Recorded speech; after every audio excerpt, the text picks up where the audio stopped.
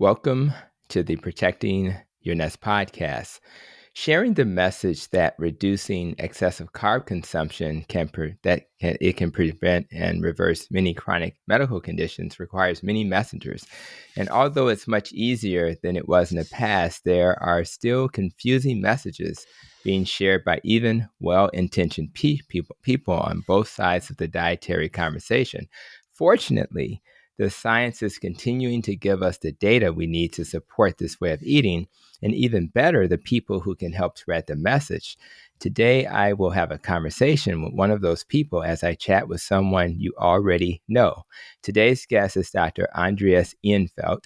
Dr. Eenfeldt is a Swedish medical doctor who, like many who have specialized in primary care, he's a family doc like myself. He is the founder and CEO of Diet Doctor website and the author of the biggest health blog in Sweden. His book entitled Low-Carb, High-Fat Food Revolution was a great book that he had out there that was a #1 bestseller on nutrition that's been translated into 8 languages. Dr. Eenfeldt graduated from medical school at Uppsala University in 2000. He spent 12 years working as a doctor and 8 of those years as a family physician, treating patients with that low-carb, high-fat diet.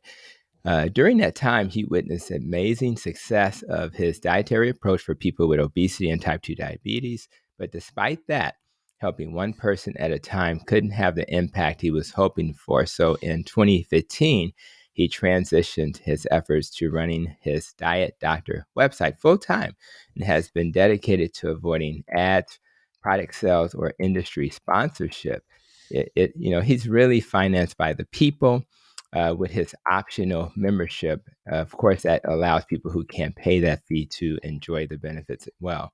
Diet Doctor is by far the largest low-carb and keto website in the world with over 300,000 daily visits.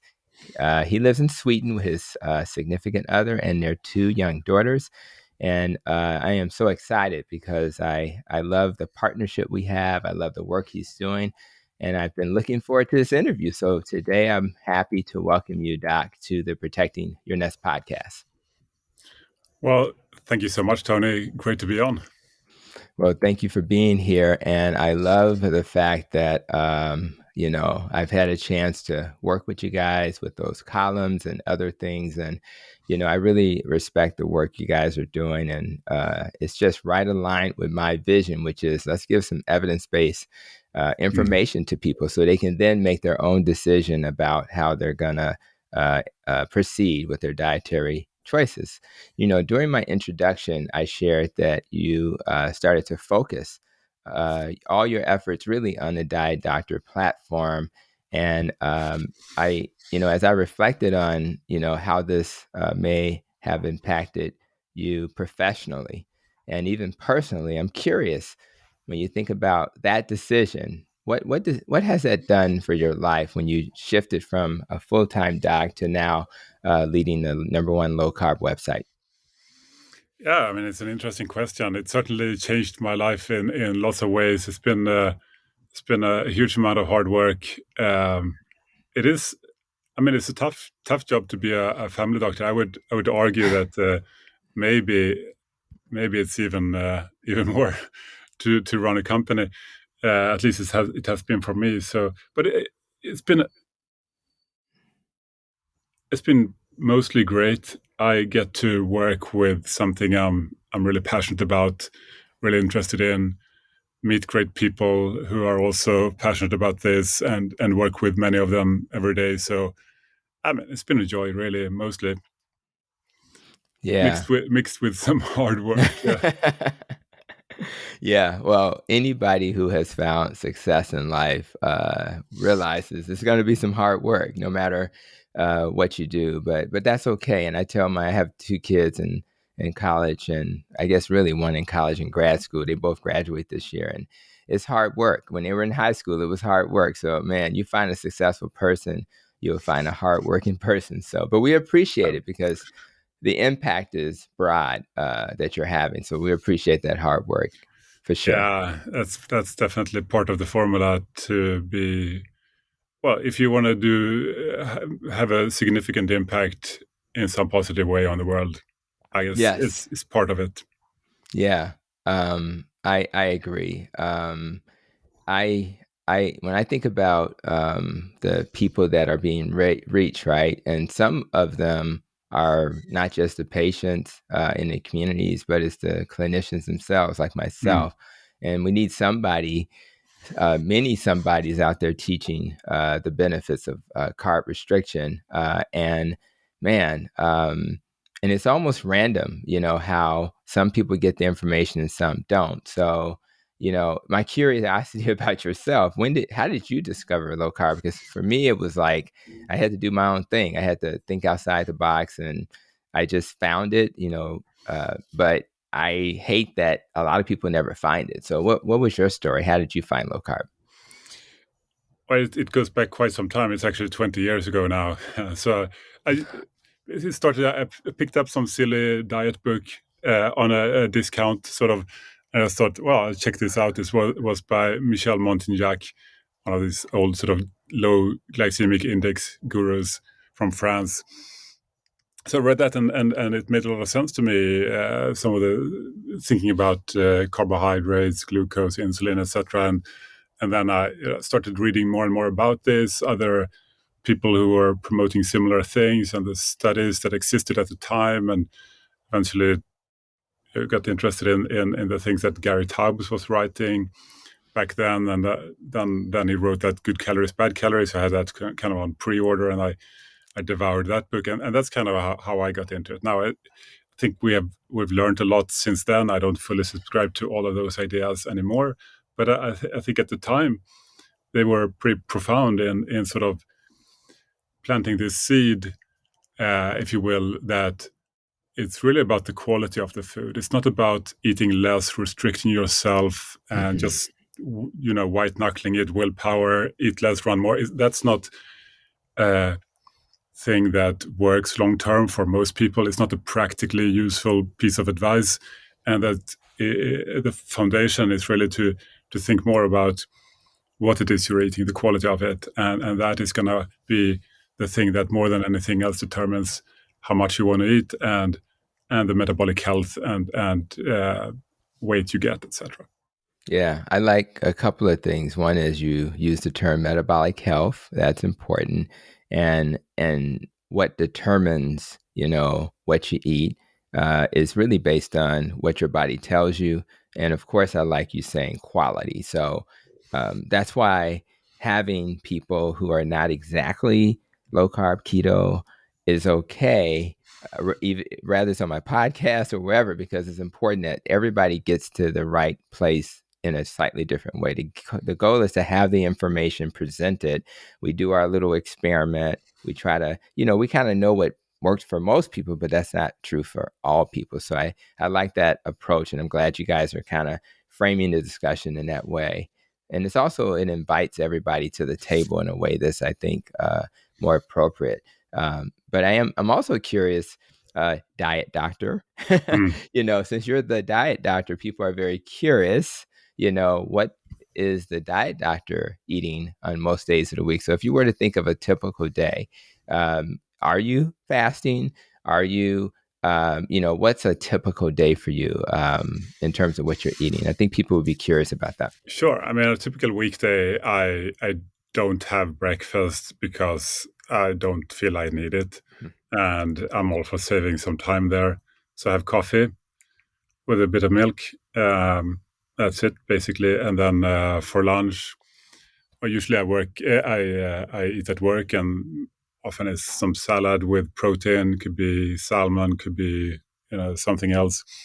And then in the evening, if I'm still working, maybe it's like a burger without a bun or something. Or I go to some restaurant with people and eat something that is probably lower carb and higher protein than average, sort of. But I'm pretty flexible there.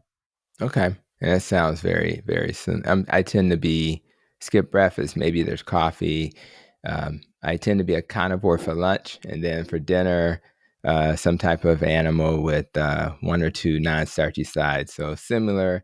I like skipping breakfast because it's easier. I don't want to have to think about eating in the morning. I'm not hungry, so that's Yeah, exactly. one things. Yeah, low carb is a great appetite suppressant for most of us. So, and for those who it aren't, it's actually okay to eat. It's just that for me, I think it's extra that I don't need. So that's great. I'm in the U.S. You're in Sweden. And we kind of envy those who have more universal health care. It seems like it's better, but I'm not sure. So I'm curious, in just from the perception, your perception of the health system in your country, what do you like or don't like about the health system in Sweden? Right. I will keep in mind I haven't worked in it for 7 years. I mean, there are lots of great things about the healthcare system in Sweden. I would say, like universal access, etc. But we're kind of used to that, so I guess we don't Right. we It's don't hard to know. realize It's how hard to great know. it is. But basically, what you need, you're going to get it for a very low cost. So no health insurance and no big premiums for most things if you do it in the government funded thing. But then again, I mean, there are many things to improve. Of course, it's not great in all ways, and I think probably similar. But from my perspective, the main thing, and I think that probably would be similar to what you or other people might think. I think there's far too little emphasis on lifestyle and preventing disease, far too much at treating existing disease with drugs and surgical interventions, etc. Obviously, that's where we have the best evidence in some ways, but it's a very expensive and yeah, imperfect way to treat things when it could be prevented. But I think that the problem is doctors in particular, they don't have a lot of training for this. They don't have time to do this, and I think it's just not going to happen, unfortunately. So I think what we need is technological solutions for this, and I believe that in the future there will be a lot more of that, where people can take charge of their own health, their own lifestyle, using technological tools that you can find in a smartphone, in an app. I mean, we're building towards that, obviously, and many other companies are too. And I think that's probably where the future is. Yeah, I think you're right. And although I'm going to continue to push my health system Of towards course. that model, you got to, start at home, right? And we're making progress. I mean, we have a model we help people live with. It's called Advocate Aurora in the Chicago land and Illinois and Wisconsin market. And we just partnered with a company, called Food Smart. It's an app, and we're going to offer people, nutrition professionals virtually, dietary things virtually. However, we have to kind of tweak it because it's not. We got to work on that part. Like if I want to be a low carber, how do I do that through this? If I want to do Mediterranean, if I want to do vegan, how do I do that? So I Yeah. think it has to be tweaked, but the idea that the health system's doing that is a good sign. Now that training of doctors part is really tough. I'm glad you guys offers free CME for doctors that'll help lay the foundation. There's other organizations that are doing that, like the Nutrition Network and Low Carb USA, Society of Metabolic Health Practitioners. But I really believe that you're right, that we have to educate the public sometimes more directly, which is what you're trying to do. Yeah. And I think that's going to be huge. Well, of course, And if you can have both, if you can have trained doctors that and would be trained better. lay people and tools for anybody, but also tools that doctors can use together with their patients to work together, I think that's the best possible That's solution, sort of. that's a sweet spot, right? And even better, if you think about, I think about like how do you reach people, right? So I think about Sweden. I kind of looked it up because I was curious, and of course, 80% of the population is Swedish, right? And then you Mhm. have Syria was like 2%, Iraq was like 1.4, Finnish 1.4. When you get down to like people from the African, country continent, you're looking at less than 2%. So when I thought about that, I was like, man, how do you reach that diverse audience, so when you think about your platform, right, in a less diverse country and you're trying to reach the world, what's your thoughts on how to reach a more diverse population using your platform? Yeah, that's a great question. I think that we're working towards that all the time, and it maybe that I'm wrong, but it seems to me that the main thing that may need tweaking is to have more culturally appropriate food recommendations and recipes and meal plans, etc., for people with different food preferences, because the other things may be broadly kind of similar as long as you get the language right, but that part is more tricky. So we are working together with a lot of food collaborators who come from different cultural environments and do other kinds of ethnical cuisine, but there could of course be a lot more than that, and we're also working on currently a lot on making our recommendations for people much more personalized, so that you would pass through an onboarding. Well, we already have that, but making it even more more powerful, where people can control what kind of foods they like and don't like, and also get into these ethnic cuisines, etc., so that if people want a particular ethnic cuisine and we have that kind of recipes, they will be sort of highlighted more in the tool and on the website.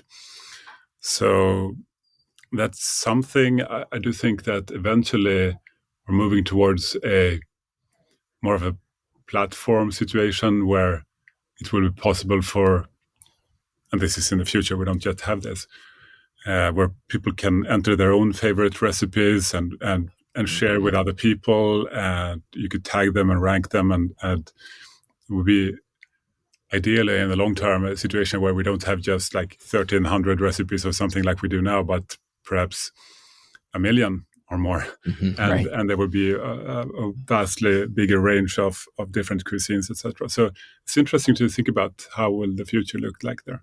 Yeah, it's really an ongoing learning process. Even as I serve an African American population, I still learn from them because there's even nuance in the culture that you even belong to. So I think I learn a ton from patients when they share ideas or tips, and then I can then integrate that into my next conversation with my next patient. So I think it's an ongoing process. I think for me, it's all about having awareness that there's a need to do that, and then being able to say, well, so now that we understand that, let's have some people on the team who get that. Let's have some people who can provide some insights, which is what sounds like you're trying to do. So I really appreciate that. I just think it's important because, as you know, in communities of color, there's such a need to help people heal metabolically because of the social determinants of health that they struggle with. So they struggle in ways that are beyond. Like, I don't struggle. I'm a doctor and I'm doing pretty good. I don't, think about where the next meal is coming from. I don't worry about any, I'm not hearing gunshots outside my house. I can go and jog and not think about, that being safe doing that. So I think as long as we're thinking about those things, I think we're okay. So appreciate that as well. Again, what I mentioned earlier is that you guys have an evidence-based approach. And I really think it's important, particularly when low carb was not so, popular. It's very popular these days. So now that it's, more popularized, I still think it's important that we have a foundation that's evidence-based. So you are clearly messaging that. Dr. Brett Scher is clearly messaging that, trying to only speak to what we know. So where did your evidence-based focused approach come from? Were you just kind of always that way? Was it just because you're a doctor? I mean, where did that come from? Well, I think it's really key for everything, really. I mean, we always had as a foundation for our company from the very early days that trustworthiness is going to be a key aspect of this. There is so much conflicting information out there, so people need to be able to trust what we provide. Otherwise, there's no point. So really making sure that what information we provide is based on the best available evidence is key there. and then if there is no good evidence, we need to make that clear, and we need to phrase things in a different way. We need to use words like may or perhaps or something like that, because there is no proof to say. A lot of people, I think, online, they just write whatever they say as if it's the truth, and perhaps been guilty of that occasionally in the past, at least. But I don't think it's a good approach, and ultimately, I believe that science and having this scientific mindset is the thing that drives us forward when it comes to progress, when it comes to health, when it comes to wealth, when it comes to inequality, whatever it is. That is the thing that drives the human race forward. That's what took us from the medieval times to today with spaceships and whatnot, and everything that modern science has done for improving our lives. So I think it's something to keep in mind, because the way things are now is not the way they're going to be in the future. Right. It's going to be better. And if you want to be at the edge of that and maybe even help drive that progression, then you have to have a scientific mindset. And what does that mean? It means, admitting that you don't know, right? Right. We don't know. Lots of things we don't know. Actually, the experts, they probably don't know either. They don't. Tons of stuff they don't know. And then the point is, you could make educated guesses based on your knowledge, and then you can design tests to find out, and that way you advance knowledge, right? That's science. That's the scientific method, and you have things checked by smart people to point out what you did, stupid things you did, and you learn. I mean, so that's what we try to do. Yeah, I love that. And I agree. Again, being able to question what you believe constantly and being comfortable with that. We're just trying to get to the right place. And if I end up eating differently in the future, I'm okay with that, as long as it's the right thing for me and for the people that I encourage to have a healthy lifestyle. And I think that there is a lot of dogma. Talking about the things we don't know, I think there is a lot of dogma in the low-carb area still. Yeah, that we would do well to deal with. Yeah, well, again, let's go back to what I said. What we kind of used that word metabolic health. So I think one of the biggest things that we've done is to start to frame our conversation around metabolic health, and I think it's important that patients have dietary options. That's why even on this, I mean, I'm not sure how many low carb focused podcasts have vegetarians on their podcast, but I do, because I think I want to be comfortable having guests who are from vegan all the way to carnivore. I think that's really important, and I love the fact that the diet doctor has a vegetarian approach to low carb or keto. So I really appreciate that. What's your thoughts on bridging a gap, right? So we have the low fat community, we have the low carb community. I want them to live in harmony, right? Yeah. Good luck. I'm just an optimistic I agree person. with you. I agree. Yeah. Is there anything, do you think we're doing better with that? I think the fact that you guys decided to have a place where a vegetarian can go, because I do have patients that come to me and they're like, listen, I'm vegetarian. I hear what you're saying. And then I can point to your website to say, well, this is not my expertise, but here's a resource. So what's your thoughts on it? Is that, obviously that's one way to bridge the gap, is to offer it, but what's any other thoughts on that? Well, I have a lot of thoughts on that. Actually, it's something we're working on quite a lot, and I can't tell you everything yet. Okay. So it's going to be a little bit of secrets there, but we're certainly looking at that, and I think that the future will be much more flexible. We have much more understanding of how to make it so.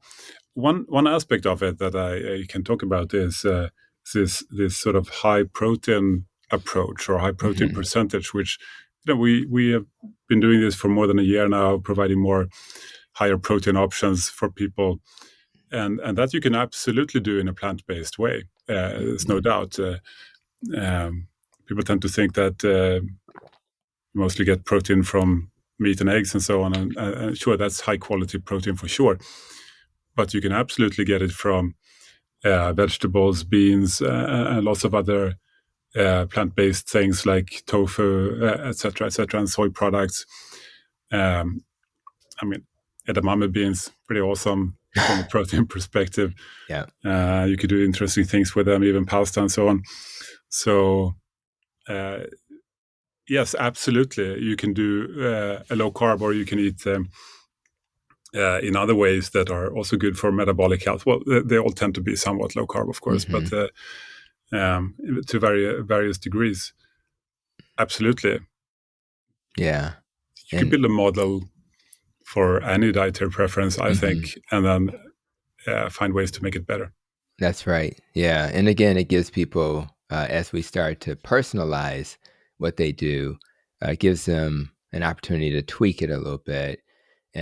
But some people need more help, and you guys provide that too via meal plans that kind of help fit their needs. And even a recent guest on the Protecting Your Nest podcast was Emily Velez, and she's actually in the Chicagoland area. I kind of met her through my son, who's into the salsa space and dancing space, but she was providing meal plans to the community she serves, and she's Puerto Rican and does a great job with that.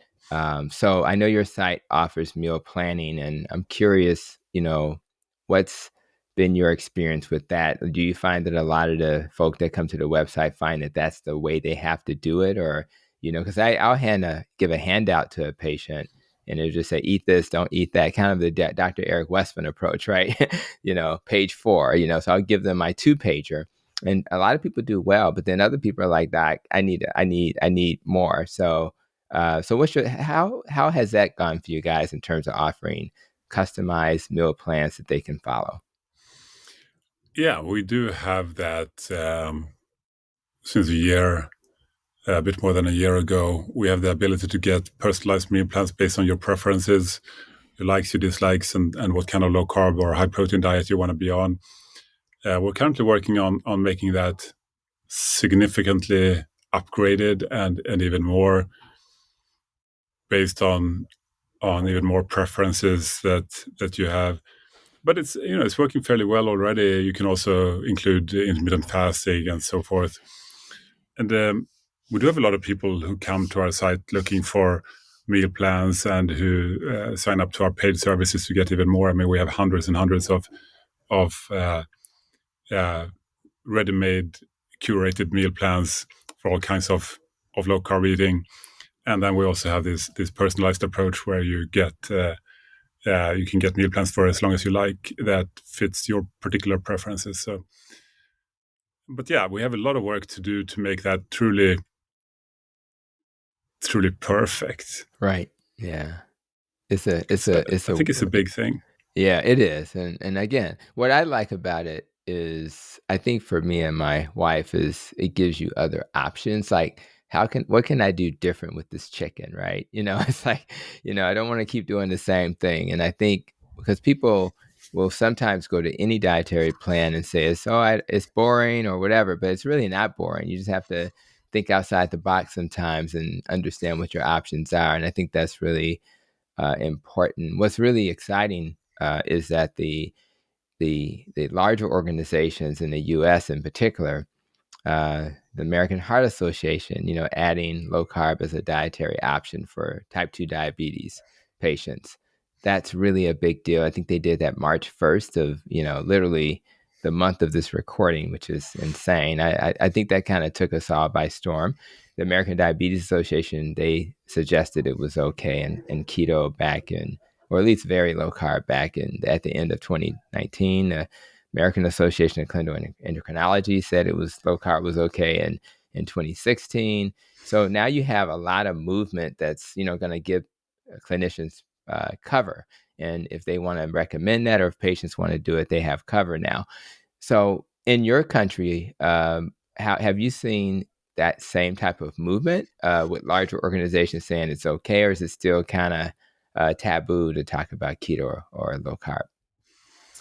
Well, I wouldn't say it's taboo, and I think some version of low carb is pretty conventional, or at least very much accepted by most people, I would say today. If you go to super strict low carb or keto, you might raise some eyebrows here and there, but I don't think it's a big deal necessarily either. We do have some governmental organizations issuing recommendations saying at least a more moderate low carb approach is one viable option for diabetes, etc.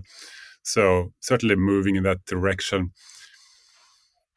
Okay. And I do think, though, that looking towards the future, I think that the low carb movement may have some things to deal with to be fully accepted and fully sort of ready for the future. There's still some dogma around that may have to deal with. And low carb is one great path, or let's say a strict keto diet at least. I think low carb will always be part of the picture when you talk about metabolic health or type 2 diabetes, etc. Some version of reducing the carbohydrate seems like it's almost necessary for the best effect. But you have to go to a keto diet that is very high in fat. I think that is more an open question. Yeah, that's fair, and I agree. The evolution of it, and you kind of have to move towards directions that are clearly obvious. Which, of course, carb restriction is important for a condition that it can't tolerate carbs. That should be the most obvious thing. You don't have to go to medical school to figure that one out. Does make a lot of sense, yes. Yeah, it makes a lot, right. It makes a lot of sense. So I think that's important. But again, we need people to share this message, and we need to be able to reach more people. And one way you can do that is to work in partnership with others, including people like, clinicians like myself. So again, just thankful to be able to share some thoughts about just, an approach, a perspective, like my whole protecting your nest and being able to have a column to share that information. So partnership is really important, and you have an expert panel on your site, and you have other people providing content. So it's clear that you understand that collaboration is important. And I was curious, any other plans to leverage relationships like that in the future, where you want to collaborate with others to help, reach more people on your platform? Sure, absolutely. And we were absolutely working on that in different ways to figure out what the best way to do it is. I mean, we have this pilot program together with some professionals, doctors, etc., among other things. But it's not entirely clear exactly how this is going to look. I think that ultimately we may be moving more towards like a platform of sorts where lots of different professionals or other people who are passionate about this can leverage aspects of our products with their friends, family, or patients, or clients, or so forth. So yeah, it's not entirely clear exactly how this is going to work, but it's certainly an interesting area to explore. Yeah, I think there's a lot there, a lot of interesting possibility there. It's a lot to learn. You learn from each other, and there may be someone who's thinking out the box. Like I remember when I think one of the grand rounds that was done by the Society of Metabolic Health Practitioners, Dr. Salcido, had had a chance to meet her when I was at Low Carb USA last year in San Diego. And she just talked about the same topic, metabolic health, but she focused on, how it affects women's health. So instead of just focusing on polycystic ovarian syndrome, she talked about, fibroids, endometrial cancer, and it should have been obvious that was a thing, right? It's inflammation, but just because she was at the table, that's her focus, she was able to bring that to the table. So I think the more people we have, clinicians and other health, professionals involved, I think the better we'll do in terms of looking at things differently. And I think you have a hook, which is your CME offer, right? So talk a little bit about what was the driving force behind offering a free CME for docs that could help them learn more about low carb. Yeah, I mean, I think ultimately it was just felt that there was a good chance here to do something useful for the world. Um, that a lot of doctors don't have this knowledge. That it's not something that they got the chance to learn in med school or anything. So, and there wasn't any good, cheap, affordable resources available. So we thought, well, we might as well do that. We talked to a lot of doctors, and this is having CME approved training was one of the things that they were really asking for. So that's why we did it. Yeah, that's fair.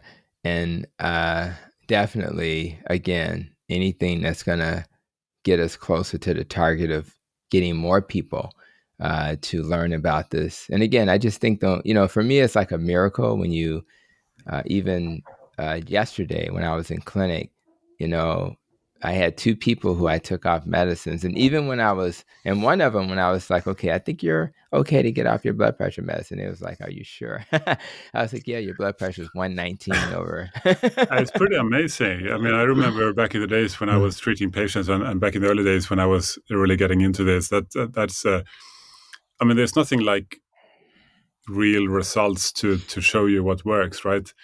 And and I remember having quite a few patients who had these improvements. I'd never seen anything like it before. And then I went to my colleagues who, sometimes they've been working for 20, 30 years, and they're like, no, they have never seen anything like it Right. either. So then you think, wow, there is something here, Yes. right? Yes.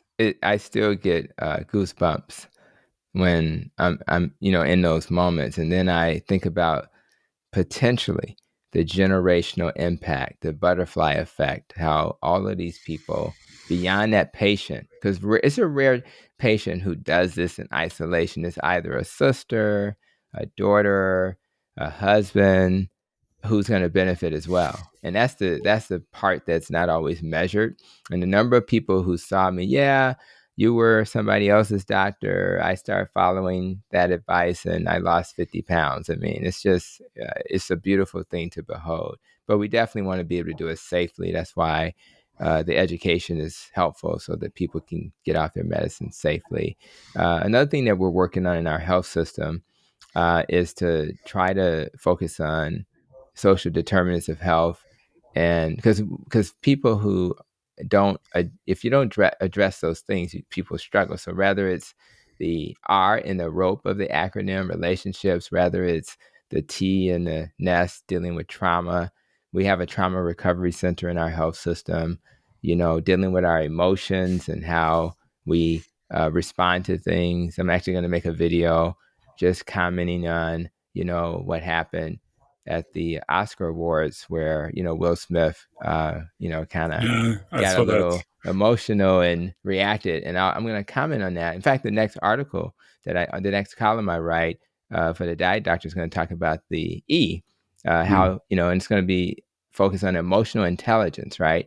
And and I think we learn in these moments. None of us are perfect, and in these moments when things happen, let's talk about it. Let's think about, is there another way we could have handled that, and then that'll help us even as we think about diet and lifestyle and family. So I think it'll be interesting column. I'm looking forward to that coming out very soon. But when you think about, I know your platform has limitations, but are there conversations around the social determinants of health in terms of other aspects of how you reach people that have to factor that in? That's an interesting question. I mean, I'm a big believer in focus. I mean, there are many people who can do many things better than we can. I mean, what we are trying to do is make it simple to eat better for metabolic health. And I think that what we can do to benefit people here is to provide that in a way that is more helpful and more appropriate for different social situations. And maybe it's hard to have access to the quality ingredients of Right. food items. Maybe you live in a food desert. Maybe your budget is not the biggest for food and all these things. So I think that's where we're focusing our attention when it comes to this. Can we provide ways to provide better budget meals, quick meals, better Mm-hmm. food. If you're sometimes in need of using fast food outlets or similar things, what's the best you can do there? I mean, there is a big difference. I think Right. if you go to one of these fast food chains between the best and the worst foods for metabolic health, I mean, the best is not going to be optimal, perhaps, but it's going to be way better than the least good options. So that's also interesting, I think, not just for this purpose, but for anybody uh, who needs that convenience or wants to make that choice. Yeah, and a good, and I think what you're saying is true. Like, here are some budget-friendly, low carb or keto things to consider, and giving people permission to know that yes, if you eat the fast food place and you do a bunless burger, that's probably, as a diabetic, still better than eating the French fries Oh or my God, the, yeah. you know what I mean? So even so, I it's mean, like a bunless burger is not too bad, actually. exactly It's right. actually that's pretty okay, I would say, for the vast majority of people, probably. That's right. But fries, yeah. And if you can Yeah, avoid sugar in your soda, I mean, so maybe artificially sweetened sodas are not the best thing in the world, but certainly compared to sugar, it's a big trade up, right? that's right. And I think people just have to be given permission because maybe they didn't always hear that that was okay, you know? So I think, Well, at keep least we can't let the perfect be the enemy of the good. right. If you make a big improvement, that's still a big improvement. That's right. And that's where I'm at. And I do have truck drivers and others who are always on the move and but they're losing weight. They're getting results there. So I know that it works. And again, I agree.